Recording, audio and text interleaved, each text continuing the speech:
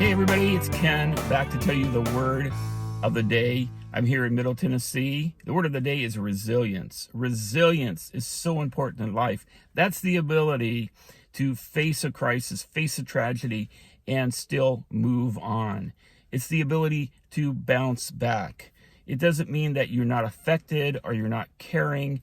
It means that you can grow through the crisis. There are so many benefits in life from being resilient. It helps with your memory. It helps with your stress level. It helps with your sleep. It helps with your overall emotional well-being. Do you think the Bible has anything to say about resilience? Of course it does. God's people are resilient people. Listen to the Apostle Paul in Philippians 3.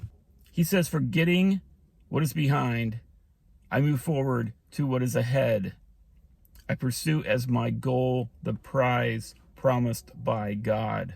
This is the Apostle Paul. This guy was resilient. He was beat up. He was stoned. He was left for dead. The Apostle Paul was a resilient guy because he knew the prize before him. James 1:12 said, "Blessed is the one who endures trials, because when he has stood the test of time, he will receive a crown of life." So let me tell you a quick story. A few weeks ago, Memorial Day weekend, my wife and I did something we never do. We went on a spontaneous road trip. We'll never do that again. We didn't know where we were going. We threw a bag in the car, ended up in Bowling Green, Kentucky. So we Googled what's in Bowling Green, and we found the Corvette Museum. And I'm a guy, I like looking at things I could never afford. So I said, "Hey, honey, let's go see the Corvettes." So we did. They were amazing. Here's something I didn't know. You might have heard about this, but there was a sinkhole under the Corvette Museum. This happened a while back. The ground opened up. 8 classic, very expensive cars fell into this hole. Nobody was hurt. Nobody was around. It happened in the middle of the night. This was amazing. You might think, hey, well, you've been living under a rock? You haven't heard about this? No, I was living in California. Sorry. So if this had been my museum, I probably would have said, let's fill the hole in, cover it up, pretend like nothing happened. But no, that's not what the Corvette guys did. What they did is they made a whole exhibit out of the sinkhole. They had the cars that had fallen down and were ruined. They had it outlined where the sinkhole was. They had an interactive 3D experience about sinkholes.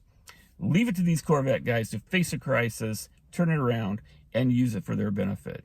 But in a way, that's what God does for us. When the ground opens up underneath us, metaphorically, no matter what it could be in your life, no matter what crisis you face, God is there. He will turn it around for our good and for his glory. If you are a believer and a follower of Christ, you are upheld by God's power, and he makes us resilient. This is 2 Corinthians 4:8-9. We are afflicted in every way, but not crushed. We are perplexed, but not in despair. We are persecuted, but not abandoned. We are struck down, but not destroyed. So if you don't know God and the ground opens up below you, you may be in big trouble. But if you do know God and the ground opens up, not only will you be able to bounce back, but you will be able to grow and learn from the experience. Practice being resilient. That's all from me. See you next time.